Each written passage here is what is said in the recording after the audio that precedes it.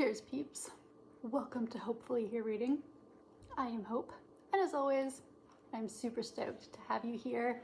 Today, we're just talking about the books I hope to get to in March. I don't have firm TBRs for myself typically, but I do normally have kind of an idea of what I want to get to in the next month, mostly because I do depend on the library, so I can see what books are coming up and when my holds are going to be available and when they're not. I do have a few books for us to talk about going into March that I would like to get to. Fingers crossed. There are a few projects that I have in the works. One is Canada Reads is in March, so I'm going to be reading the books for those, although I've already started on that. The Women's Prize for Fiction is being announced at the beginning of March. I will definitely be getting my hands on as many of those as possible. The International Booker was announced earlier this week. I've got books for those that are coming to me in the library. And while I'm not really participating in the nonfiction Women's Prize, I do have a couple of their books in audio form that I've just been listening to at night before I fall asleep. That's where those are. Plus, fingers crossed, I finally finished my every best book from a booktuber I follow thing. I think I only have 3 left. Let me turn off my phone because it just keeps dinging on me. I have 3 books left in that project, and that makes me so happy. I might just power through that and get that done as soon as possible so I can call that project complete. So there are quite a few books through that I am going to get to, but I don't know exactly which books those are. I have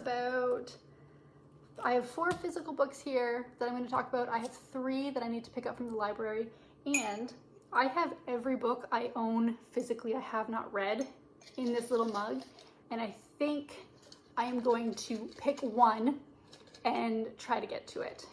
Let's just do that now because it's right here. First little thing here. What is the one physical book from my TBR? Oh.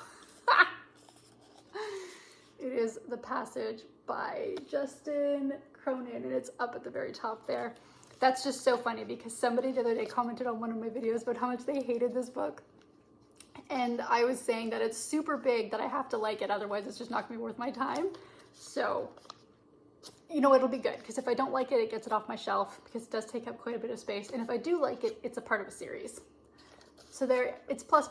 It is a book that I've definitely tried to get to by the end of last year, and I obviously didn't.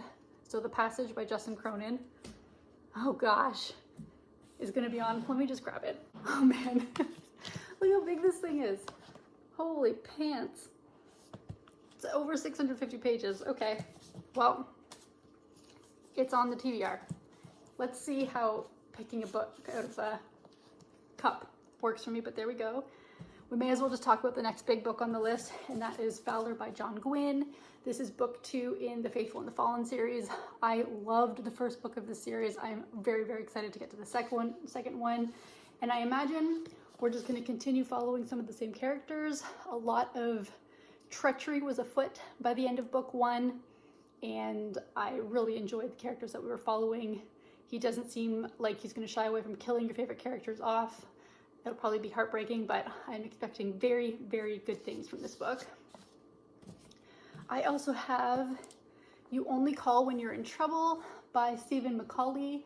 This I had on hold from the library because it's been out for a while, but it took a long time, I guess, for my library to acquire the purchase, because I think I put this on hold before it was even out, and it's just been sitting in the buying thing in the library for forever. So finally it came through to me, and I don't even remember what it's about anymore. One of the things is it ever okay to stop caring for others and start living for yourself?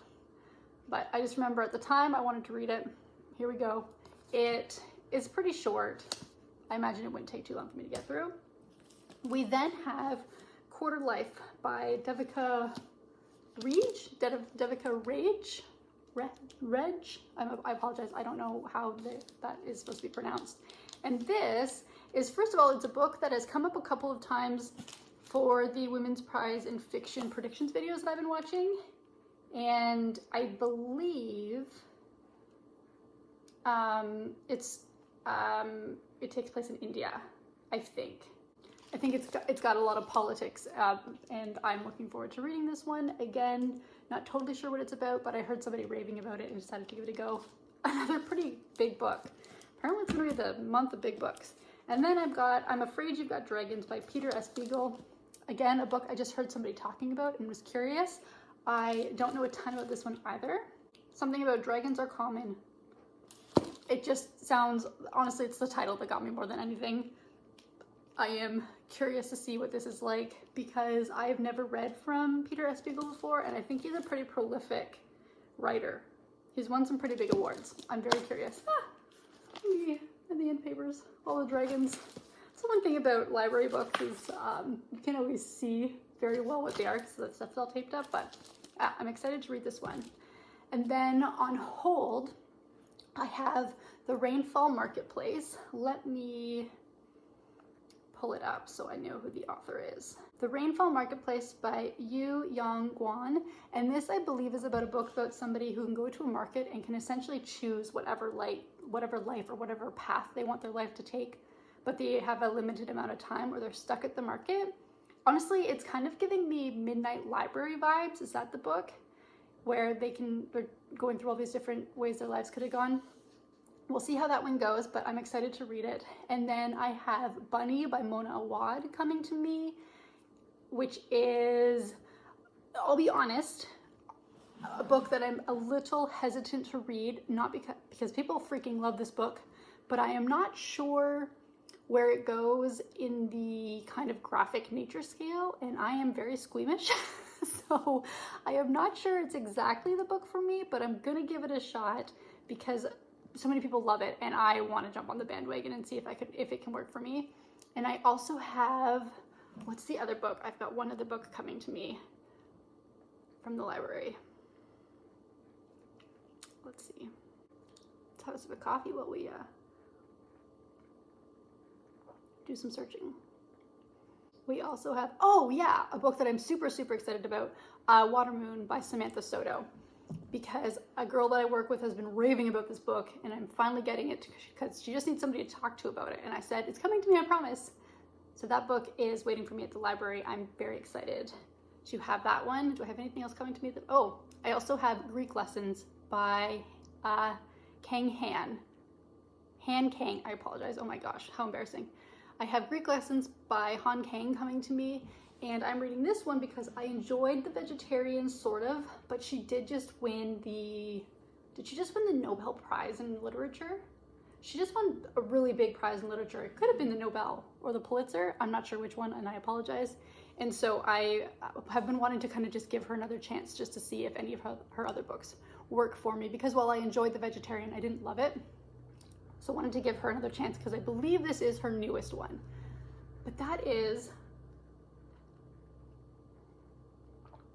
those are the books that I have kind of on my immediate TBR. Like I said, there are a ton of other things that I think are going to come at me and a few projects that I really want to get out of the way before I can hit this stack of books that I'm actually pretty excited about reading, particularly Valor. I really, really, really want to get to this one, and Water Moon. I think those are the two that I have the highest hopes for, and fingers crossed that will continue. But so far my reading year has gone fairly well. I expect it to continue to go well because I generally just read books that I want to read. Obviously my booktuber books list isn't something that I can curate a ton, but I did leave myself pretty open-ended in terms of which books I was reading off of them, so I still had a lot of control over the books that I chose for that challenge. And like I said, I'm really hoping to get that one done. I think I'm coming to the end of my patience on that challenge, I'll be honest. So even if I don't complete everything, I think I'm done. I'm done with that project. It's taken up 2 months of my life. I'm ready to kind of move on and maybe revamp it for next year. We'll see what happens. But for now, let me know, what are your top books for the month? What are you super looking forward to coming out? Oh, Sunrise, A Reaping on Sunrise, the new Suzanne Collins, Haymitch's story. Add that. That is absolutely on the TBR for sure. I just finished rereading the entire Hunger Games, and then I read A Ballad of Songbirds and Snakes for the first time. So I'm caught up. I'm ready to go. Let me learn more about Haymitch. So that's it. That's the end of the TBR. Okay, things got a little wild there, but please Let me know what you're looking forward to. Backlist, new, coming out release. What are you reading in March? And let's talk about it. I will take my coffee, nice full cup, go sit on the couch, do a little bit more reading, and see you in the next video. Bye.